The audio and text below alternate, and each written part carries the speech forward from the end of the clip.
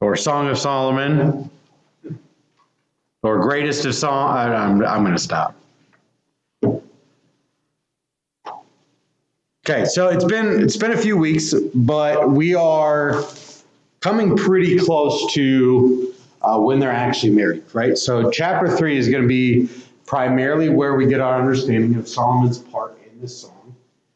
Chapter 3 is pretty much going to explicitly state Solomon as this groomsman. Doesn't come right out and say it in those words, but it makes it pretty clear.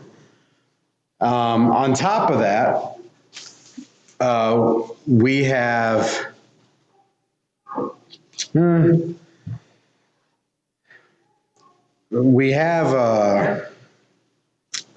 kind of a continuation of this longing, right? So the wedding is going to take place halfway through this chapter, and up until then, we're going to be kind of reading kind of the words of the bride, almost like a dream state, like she's dreaming of stuff.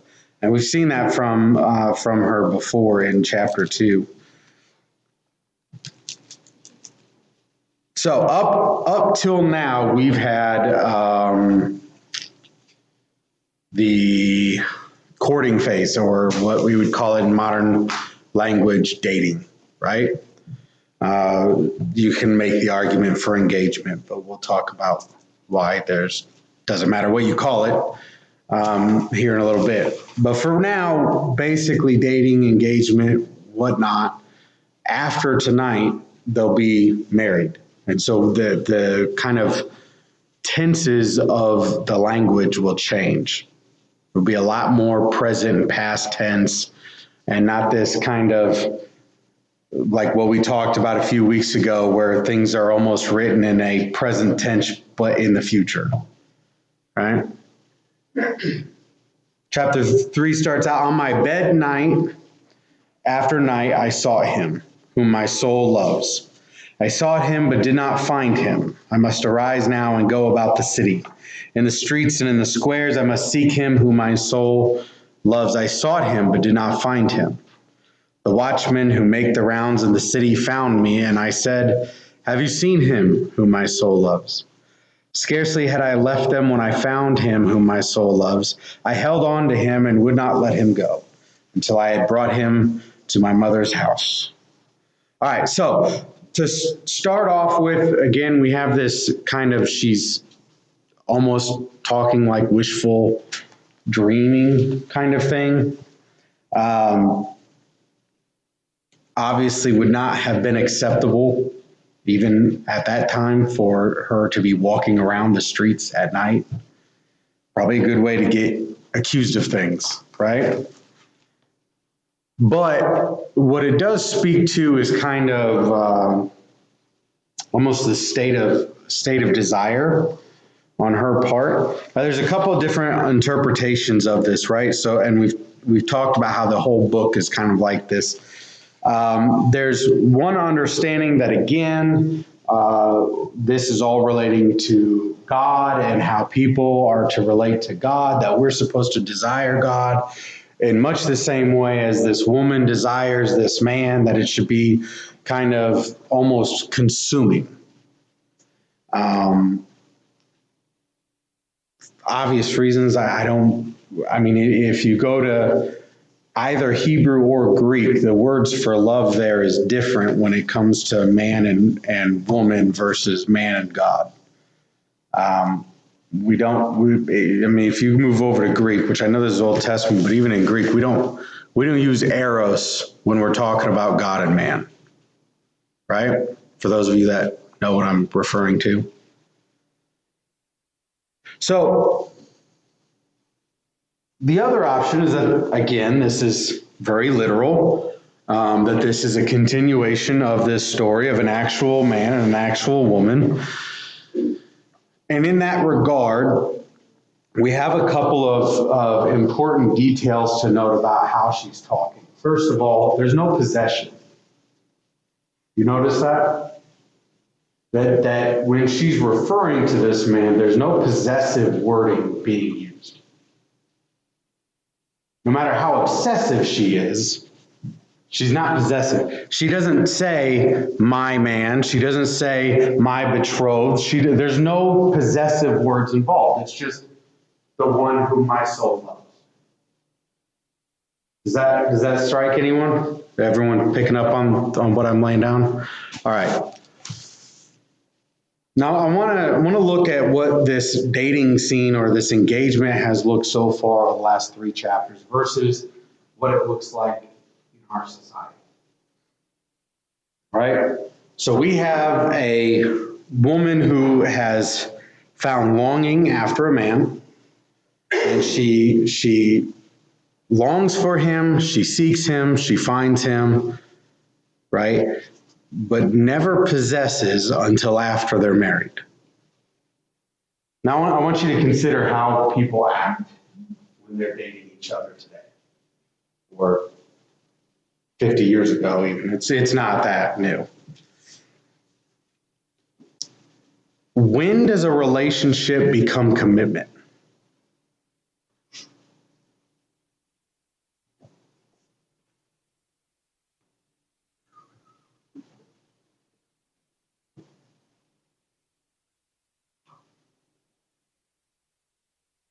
It's all right, guys, I'll wait. We've got 55 minutes left. When are you committed in the relationship? The relationship became committed between me and my wife when we decided to become engaged. Okay. What about everyone else?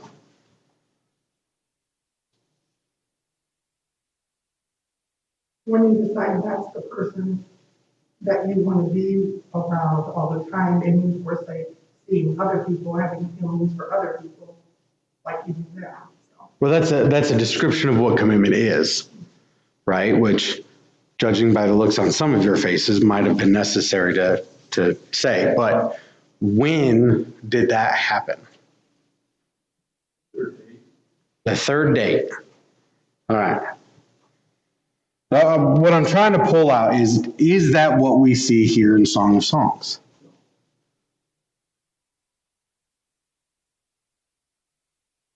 Do they relate? From what I'm seeing and what I think I'm seeing here, there's a commitment from the very beginning. She is committed immediately. Whether he is or not is a different story. We don't see a lot of his thoughts and his activities, but she seems to be committed at the beginning.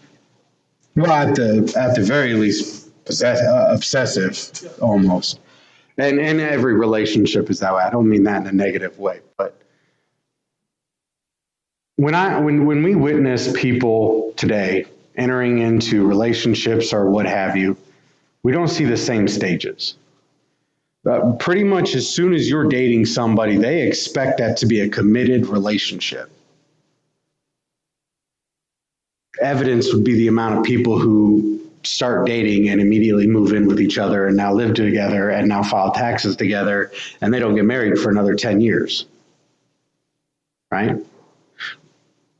Apart from the whole, premarital sex thing, why would that be a problem?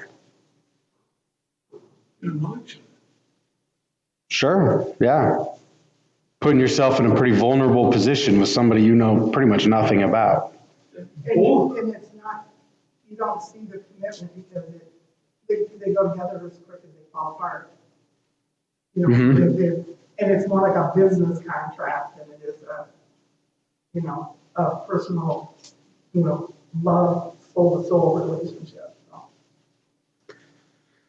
Well, I think that they believe that it's deeper than that, for sure. Like it's very emotionally based, but that's the problem, isn't it? Well, there's emotion. I mean, when you first started it, but as the relationship goes on, it's totally different. Mm-hmm. I mean, I feel totally different about Dan now than I did when we were 18 and 19 and got married, and we were poor, and it was just the whole Cinderella story, Mm-hmm. He didn't like it. That was the pumpkin. Yeah. Not the fairy godmother. It was just totally different. Because I said to him one day, isn't it just great being poor and in love and everything? Mm-hmm. Yeah, I didn't sign up for this. You know, because he was thinking about paying bills, and I was just infatuated with the fact that we were ready to live in a little basement Yeah, apartment. because he paid the bills, so you didn't have to think I about wasn't working. that. What do you got, Edward? You raise your hand? Sure it is. Right. I had a discussion with my wife once. I said, the minute, you know I love you because I'm here. Right? If I didn't love you, I certainly wouldn't be here. Right? Because I can find peace anywhere I go. I'm not here because I'm happy, because the fact is I'm not happy all the time, right? And any of you who are married and claim that you've never been unhappy are lying to everybody, and you have other things to repent of. Right? But we do. We have moments of unhappiness in our relationships. We have moments of dissatisfaction, disagreement, right? Love is that commitment that says, I'm still here. And the reason that's important is because without that, the relationship doesn't have any foundation, right? And that's where we see people in our time era, is that we don't know if our spouse is going to be here from day to day. Because actually sticking things through is such a rarity, and so much so that that's actually held up as this awesome, like, exceptional thing, when that should be the rule. This should be the base standard, right? The minute I say till death, that means one of us is going to die before this goes away. Right? And it's kind of, something that I often walk people through, right? Because we get questions all the time about, like, oh, well, what about, marriage and divorce and remarriage, and you got to answer the whole adultery thing.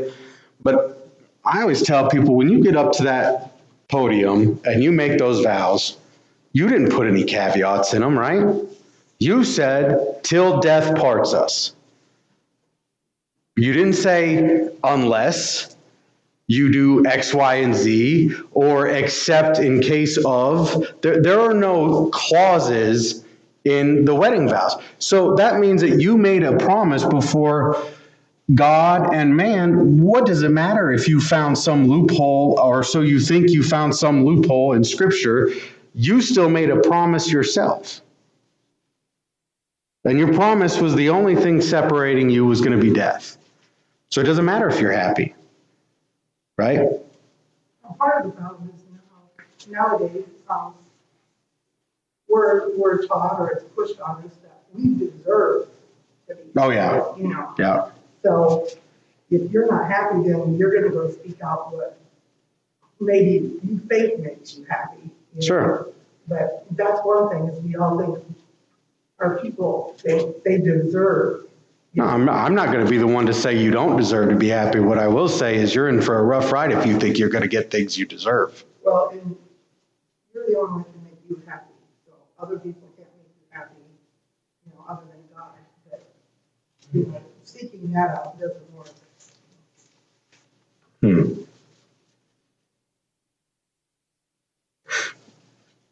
I want to kind of bring up the stages of a relationship as we see it and why it causes so many problems.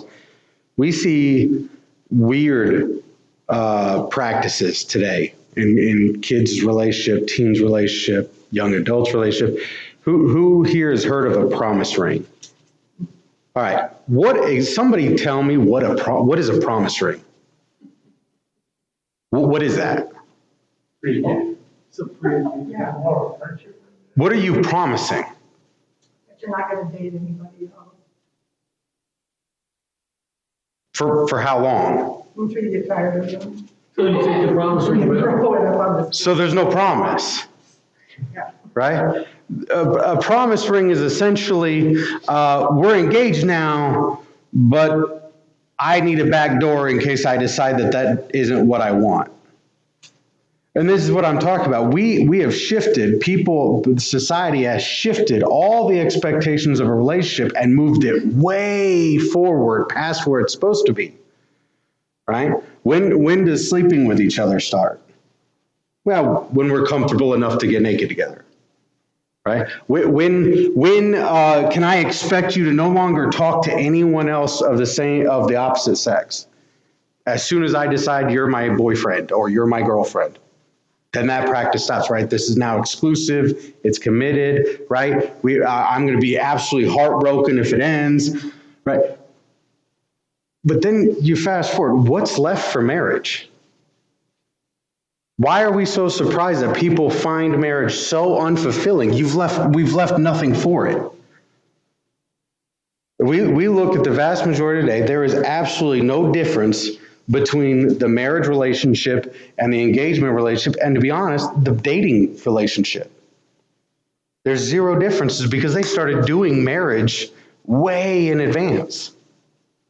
So then, yeah, marriage is just a piece of paper. Just means that we now share a last name and we get to file taxes differently. When young people do that, if they do it over and over and over, having premarital sex and boyfriends or girlfriends, in the Bible it tells us the two shall become one. Well, now you've fragmented yourself with how many different people. You have nothing left to be one. I mean, there can be healing, but when it comes to that marriage, then there's some heavy baggage that you have to get through as a person. You may not think so, but it will come to the top sooner or later. Mm-hmm. And people are so fragmented their souls is not with sharing what God has meant for you to share with one person.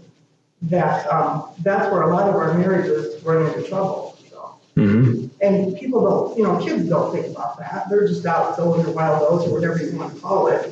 That's not right, but they don't understand the damage they're doing to their soul and their psyche by doing that. Sure, but they don't come to those ideas on their own, do they? You mean having sex? Yeah.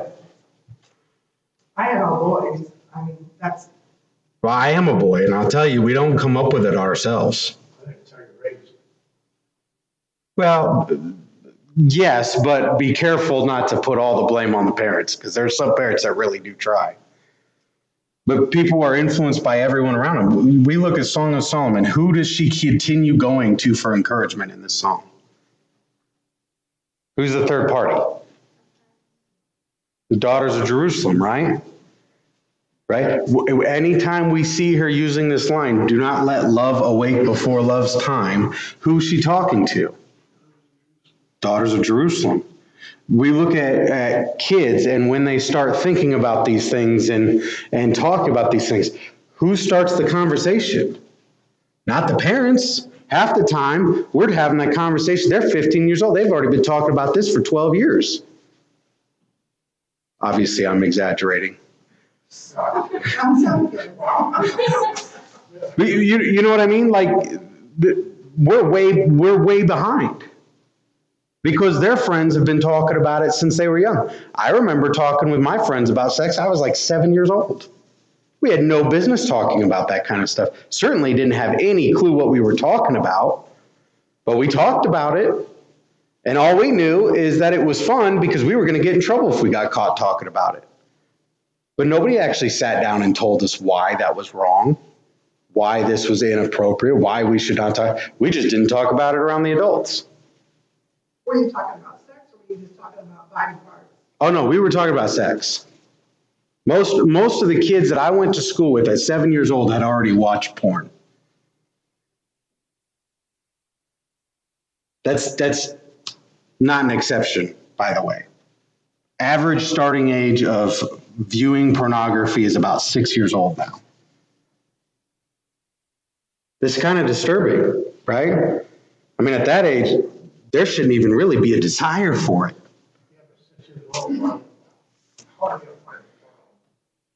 Well, I don't know. I found my dad's Playboys. Well, then you're good. But again, how is it my friend's parents' fault that I gave it to my friend when I was done? So that's what I mean. We got to be careful. We can't blame the parents for everything, because the fact is, it's not just their input going into raising that kid. They have the first place.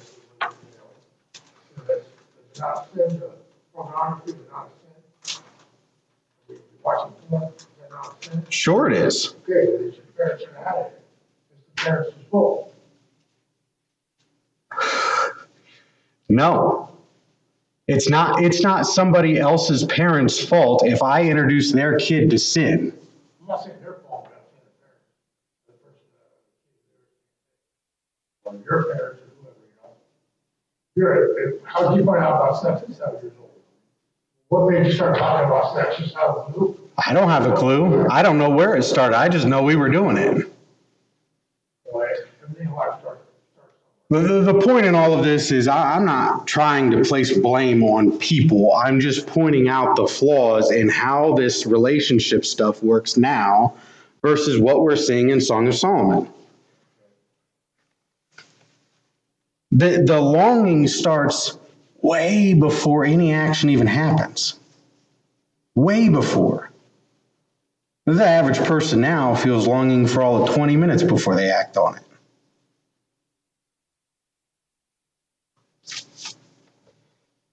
We also have a wholesome relationship with whoever is referred to as the daughters of Jerusalem. You know, this isn't people she's going to talk about the stuff she knows she's not supposed to talk about with everyone else. These are young women that she's going to and saying, keep me accountable. Help me stay away from this, right? Encourage me to do what is right. So going straight, actually directly to the text here is she refers to in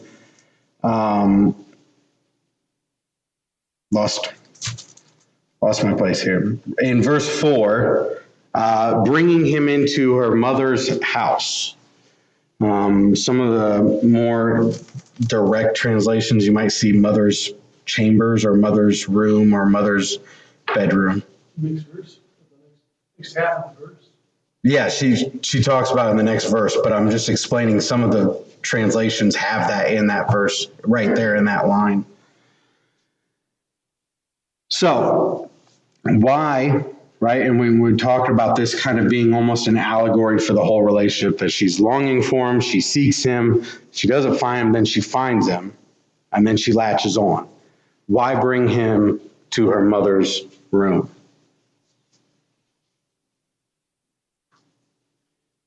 Well, if we're taking this as a dream, or we're taking it as real, to seduce him.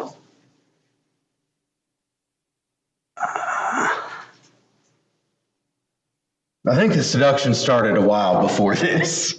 Yeah. But, how about consummate? Consummate, yeah, okay. So that's an idea, but why mother's room?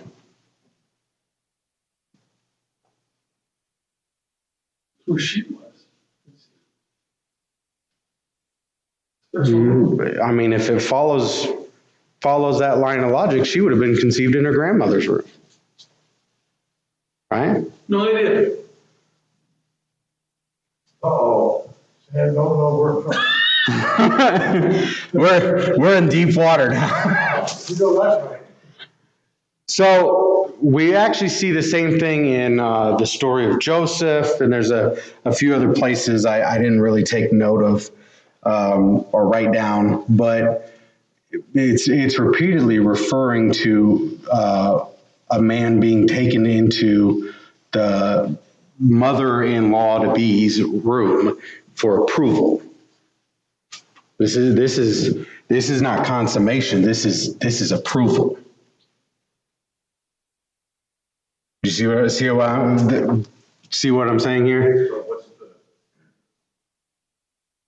I can see the thought process of your girl takes you home to meet the parents. I think that was your. Kind of like that, yeah. Okay. Yeah. A little bit more formal during this time. But yeah, it's more of an approval process than anything. And the reason I say that is because right after this is where we start talking about the wedding. So I have a hard time believing the consummation is written about before the wedding is written about. The room is more personal. Is that by making it, is that what you're getting at? Well, it's just a simple matter of she's taking him to meet her parents so that her parents can approve of him. When, at this time, what's the common practice when a man wants to marry a woman? He buys her, he pays the bride price. Yeah, who's the bride price paid to? So the The father. But generally speaking, and this isn't like scriptural rule, but traditionally speaking, it wasn't the father that decided whether he was good enough to pay the bride price. Usually the mother would actually tell the daughter whether she thought he was a good fit or not. Because the woman is going to be primarily concerned with whether her daughter is going to be fulfilled, whether he's going to care for her, whether he's a respectable man. The father is going to be concerned with, can you take care of her? Right? And that's really the whole point of a bride cost in the first place. Who takes care of the mother-in-law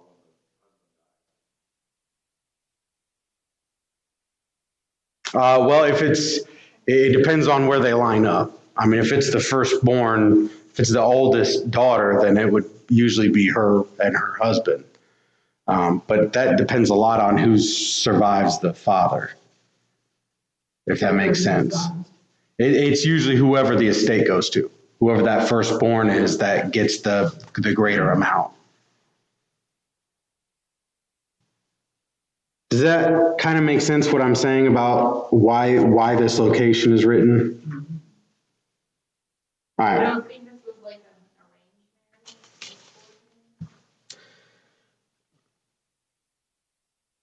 marriage. I mean, are you asking me what I think, or do you want me to be objective? Like the problem with this book is there's a lot of things I think. But she made the statement that she was looking for him, and then she found him. Mhm. If it was arranged, she wouldn't have to look for him. Yeah. Well, and My that's, thing was, if it was an arranged, then I would assume the mother would have already known. I would assume, I would If she assume was so. looking for him, she knew what he looked like and knew him prior. I mean, and we're into songs, right? This is a song, means we're using poetic licensing here. So we have to remember that this isn't always direct, but there's one idea that this is a woman who already knows the man, has already longed for him, and she wakes up in the middle of the night and she notices that she's alone. And all she wants is to be with this man, so she's going to leave to go look for him. The other idea of this, and this is going into that language of poetry here, is that what she's talking about is actually an illustration of the relationship overall. The order of the relationship, not a specific moment memory. Does that make sense? So this dream becomes an allegory for the entire relationship. She knows that her soul belongs to somebody, that she has this love that is unfulfilled. So her soul loves someone doesn't necessarily mean she knows who it is. And there's a lot of literature that is written in that same kind of language. So in this allegory, she's now going to go searching for whoever this person is that her soul now longs for. And she doesn't find him. And she asks for help and still doesn't find him. And then she finds him. And then that's it. There's no release. Right? So it all depends on kind of how you understand the language. I tend to think that there's going to be a lot of times in songs that things are not going to be as immediately direct. Because again, songs tend to lend to allegory, tend to lend to poetic language. So in my opinion, I look at this, there's a lot of indicators that say this is not an arranged marriage. And that really wasn't that widespread of a Jewish practice. It's definitely a Middle Eastern practice, and especially during this time. But the Jews didn't actually practice that as much as a lot of other nations did. The Jews, I mean, you were free to go find your spouse, but then you were going to still pay the bride price to marry her. Do we have any other input before I move into verse 5 here? All right. So here in verse 5, we see the same line used again, right? She says, I adjure you, O daughters of Jerusalem, by the gazelles or by the hinds of the field, that you will not arouse or awaken my love until she pleases. Okay. So again, we have some issues in language here, because so far, all we have seen is the woman talking. For the last 4 verses, this has all been the woman. So is verse 5 the man now telling the daughters of Jerusalem not to awaken his bride? Well, that works if Sam is right and taking him into her mother's chamber was a consummation. Even if he knows that she's dreaming, if this is a dream sequence, and he knows that she's dreaming, he said, just don't wake her up. Let her sleep. So here's another question. So all language pretty much is male, female, or neuter, right? Does everyone know what I'm talking about at this point? You familiar with gender? What do you say? Say that again. Language has gender. Right, but what were the 3? I didn't hear. There's female, there's male, and then there's neuter, right? What is love? Literature, isn't it? Oh, it's female. That's right. It's always female, and even in English literature, that's why love is always depicted as a woman. Oddly enough, the Greeks depicted sex as male, but love was still female. So when we're looking at this, there is an idea that she is not referencing this woman, it's referencing the love.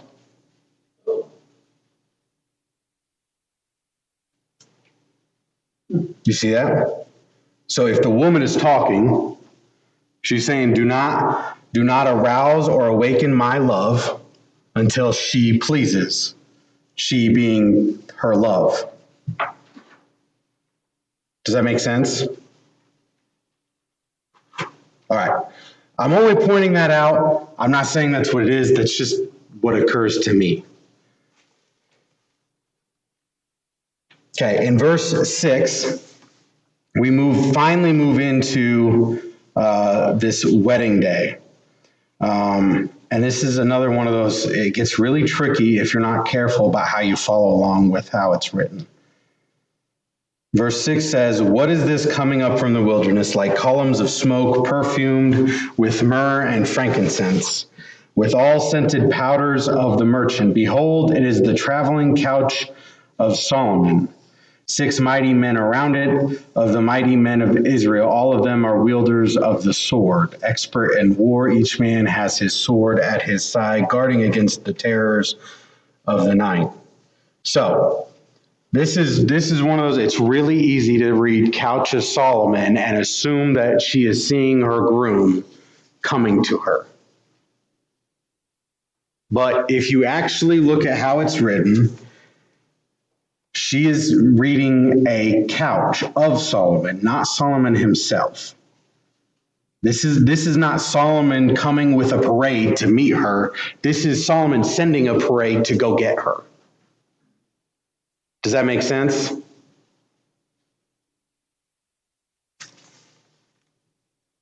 Now, we also read this in other parts of the Bible, the same kind of idea. How many of you guys know the 10 story of the 10 virgins?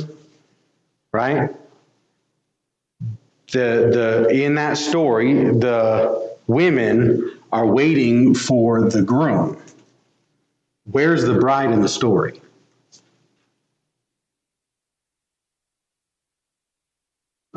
Doesn't say. It's not mentioned, but she's not in the building.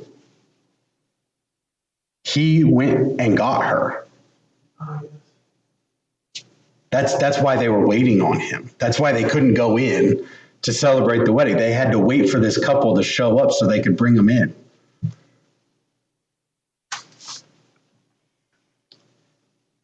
Read in verse 8. says each man has his sword at his side, guarding against the terrors of the night.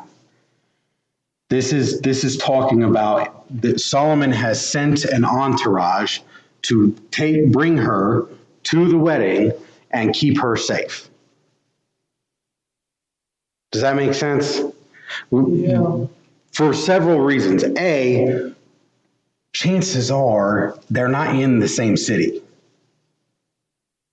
Or at least not within close immediate vicinity of each other. There's a good chance that she's going to have to travel through wilderness to get there. So what do? Well, you got wild animals, right? This is in America. Well, you got wild animals and everything out. Being attacked on the road is a very real possibility. And she's dressed up. She's going to a wedding, which makes her look wealthy. And what does wealth invite? Thieves, brigand, right? So it was very commonplace to have a guard accompany her. You had to. It's the same reason why men, even at that time, generally wore weapons to their wedding. It's not because swords are particularly romantic, right? It's because that is now his job. His job is to protect his bride. And fast forwarding, it continued because later on during medieval era, so much later on than this, it continued because there was a common practice in Europe that if you interrupted a wedding, you actually could challenge the husband to a duel for the right to marry his bride, which is why they always carried a sword on them.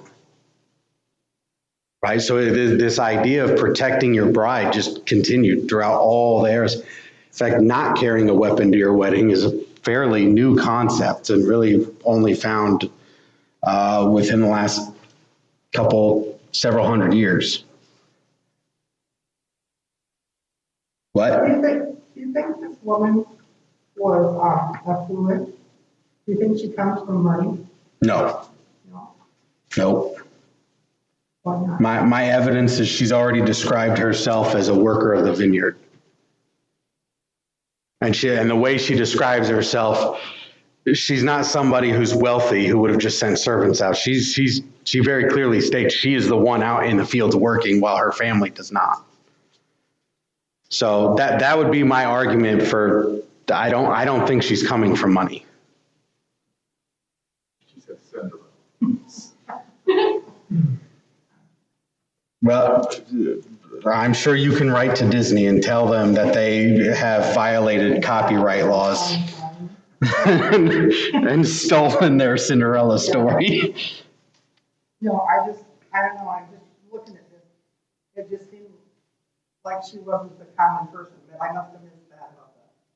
Well, the only times we see her being described as uncommon is when the man is talking about her. Right? And when you're talking to a guy in love with a woman, that woman is never common. Ever. Right? It doesn't matter if it's a king marrying some poor wench from a village. That is the gem of his kingdom. That's how every guy acts when he's in love. So we can't really go off of what he says about her as being objective, right? Verse 9 says, King Solomon has made for himself a sedan chair. He made its post of silver, its back of gold, and its seat of purple fabric, with its interior lovingly fitted out by the daughters of Jerusalem. Go forth, O daughters of Zion, and gaze on King Solomon with the crown with which his mother has crowned him on the day of his wedding and on the day of his gladness of heart. Okay. So and this is kind of further reason for why I say that this is an entourage gone to retrieve her, right? Does everyone know what this couch is that she's referring to? Do we know what we're looking at here? I assume it's a sedan chair carried by a bunch of people. Okay, for those of us under the age of 40, what is a sedan chair? It is a fitted out chair with long poles on it for people to carry Yeah. something around it. Yeah, right. You'd have these poles. You'd have like 4 slaves at each corner with these poles on their shoulders. They'd walk them through, right? It can be pretty ornate, Depending on how royal the person is being carried, right? And a lot of times they would actually enclose them. They would have a canopy and drapes and everything else, so you wouldn't actually see the person. And this seems to be the case here. So when the woman goes to the wedding, she does not go alone with a bunch of men. She takes her friends with her. They are now part of the wedding. This is where groomsmen and bridesmaids come from, right? And this is the thing. You go through the ceremony of a wedding, even in today's era, depending on how traditional your wedding is, everything there is symbolic, and it all points back to this book. There's a reason that those things are present. There's a reason for groomsmen. There's a reason for bridesmaids, because it's representative of this story. Does that make sense? So these women are going to come along with her now to go and greet her groom. They don't get to ride in the sedan chair. Does that make sense? It's a small couch. There is 1 or 2 people at most. They're going to be walking alongside with the men, which is why she tells them to go out and greet her husband. Go out and greet this man, see him in his crown. Because what are they going to do? They're going to come back and report to her what he looks like and what she can expect, right? That's kind of the whole image that we're getting. I don't have a bunch of deep spiritual ties to make about what we're seeing here. Only that there are a lot of times where we have weddings now and we don't bring the same importance to things because we don't know where they came from. And so there are a lot of times now where people are doing away with all of the tradition and why do we do things the way we do them? Why does the groom stand up here and the bride come to him? Well, because in Song of Solomon, our pinnacle example of what marriage is to look like, the woman came to the man.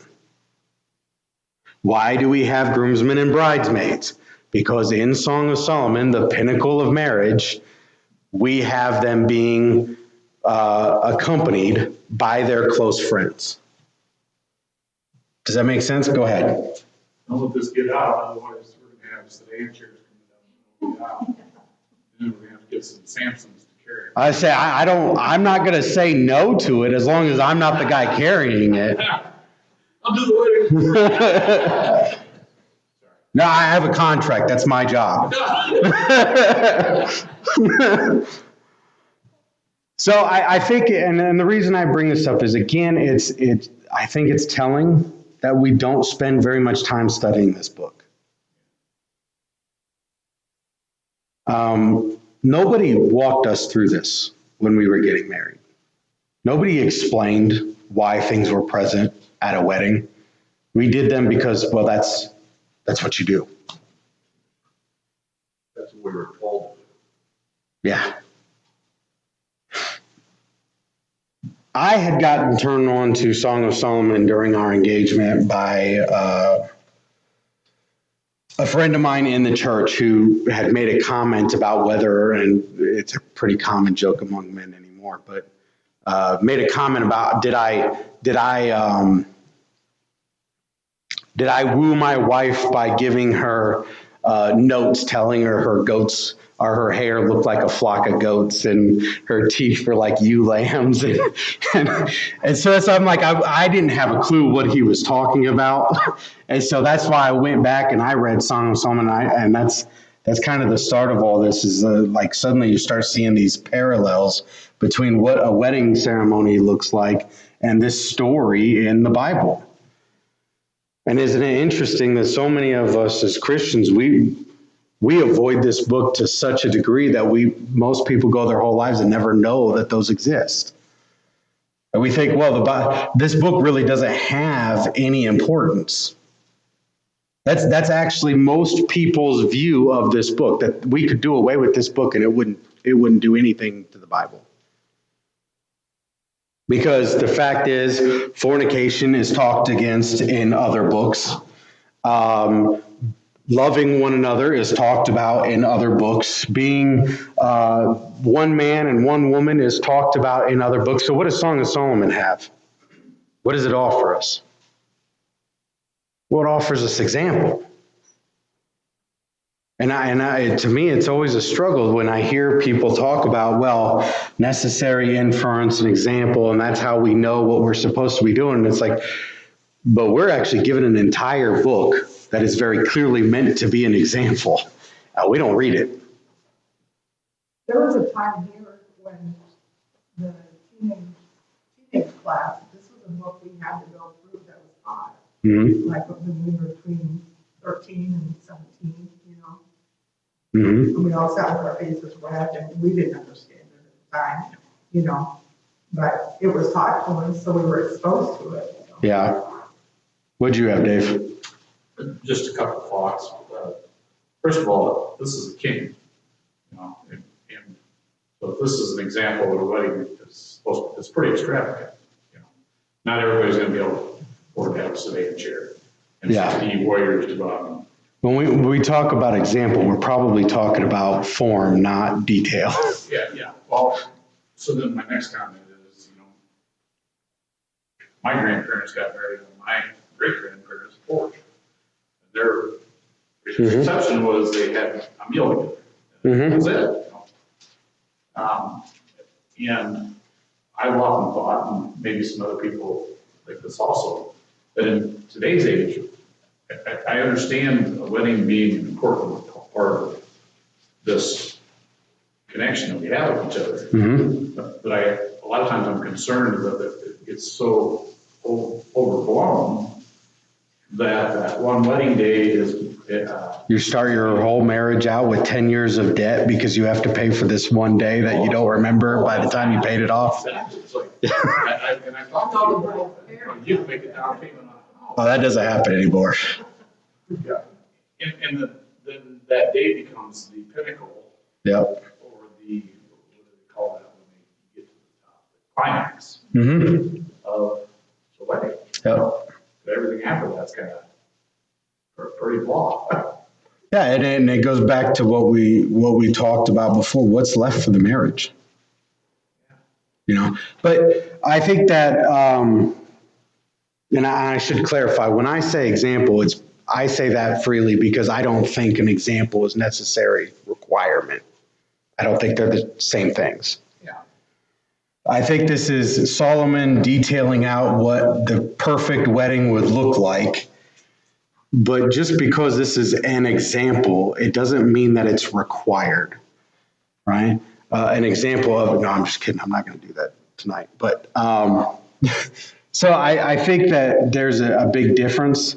And I'm only trying to show that we could spend a lot more time as a kingdom people, right? Not as Cedarloo or as us here tonight.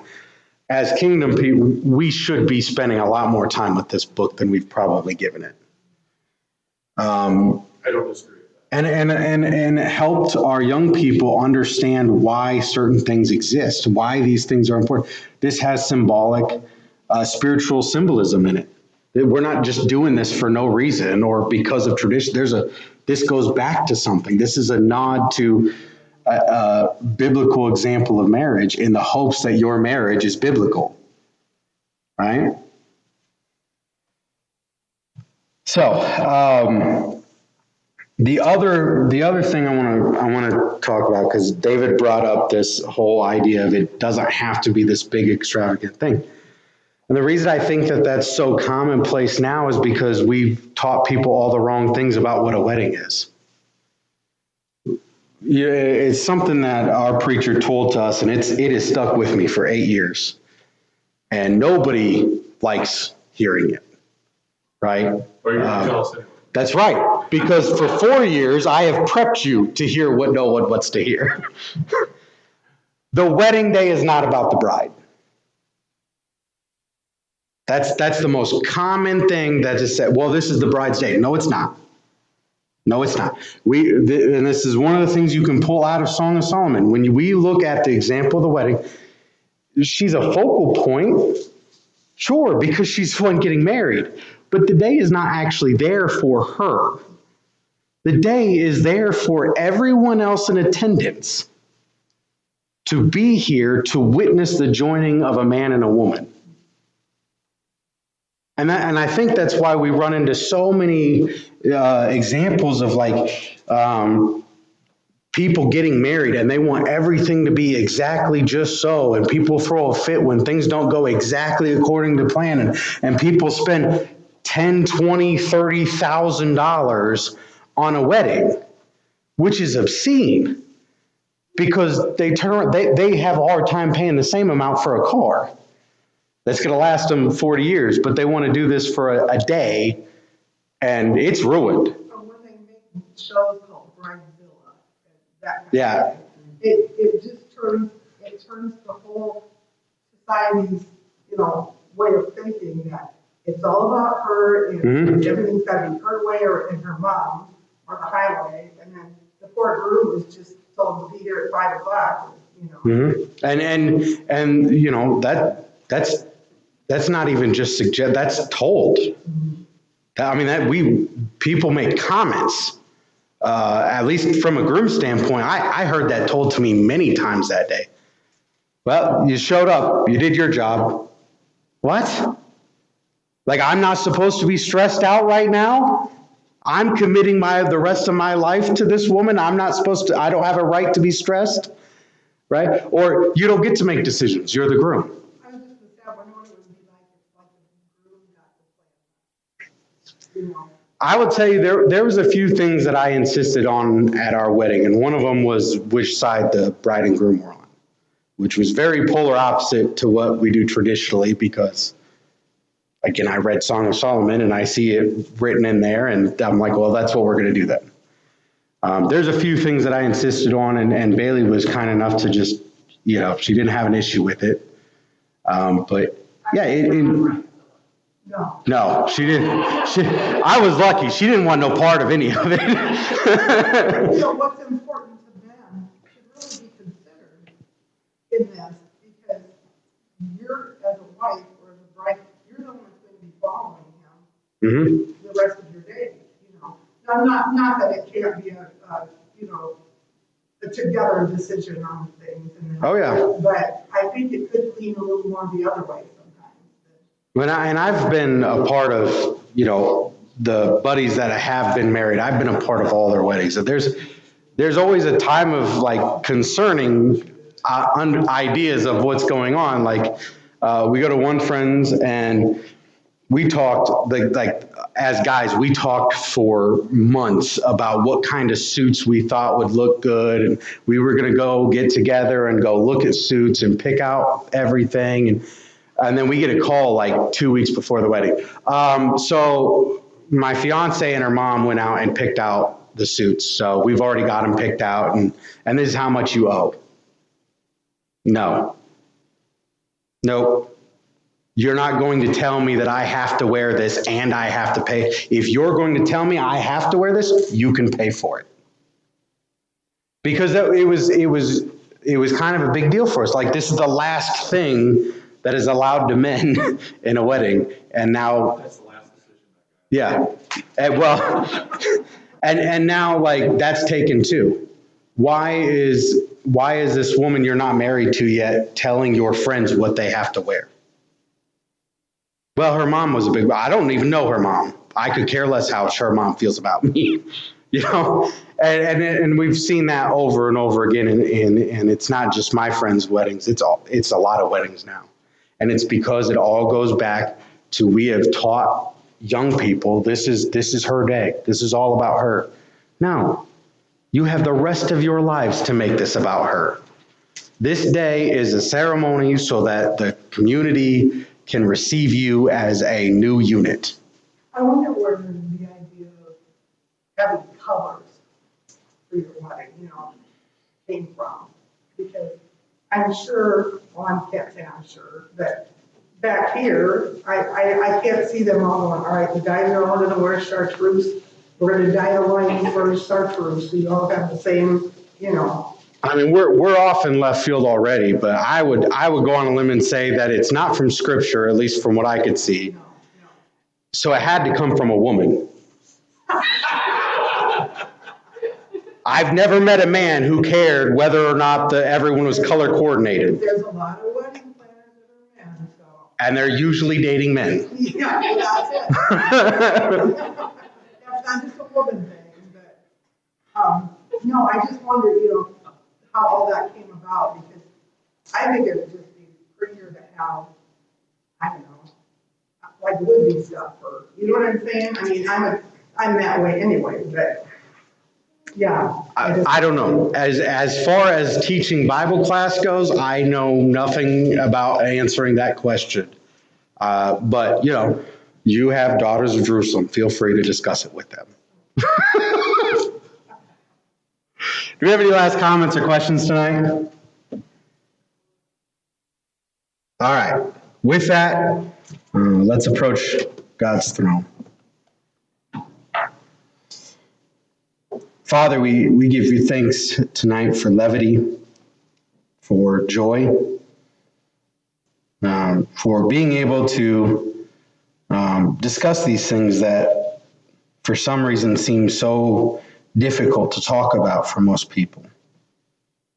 We give you thanks for the example that we read about tonight, the ability to look at it and to draw understanding from it, to help us understand what it is that you're desiring from us, to help make us aware of how things have gone wrong and what we need to do to encourage people to do right.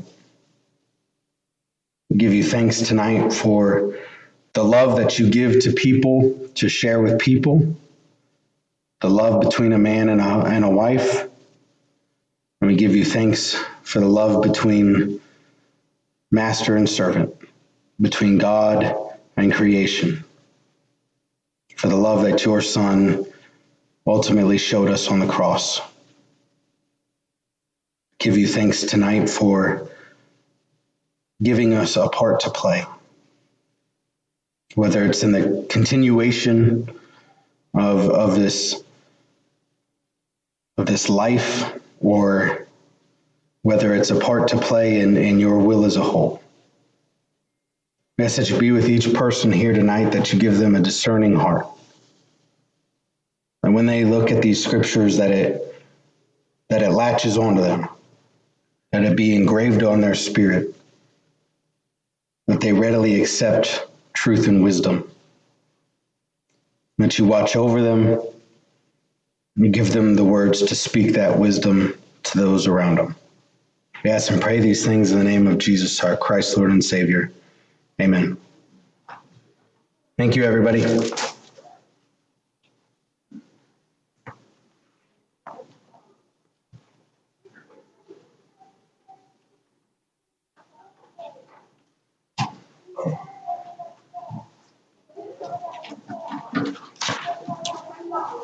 I don't have much for announcements. Just remember the people on our prayer list. And if you have any updates on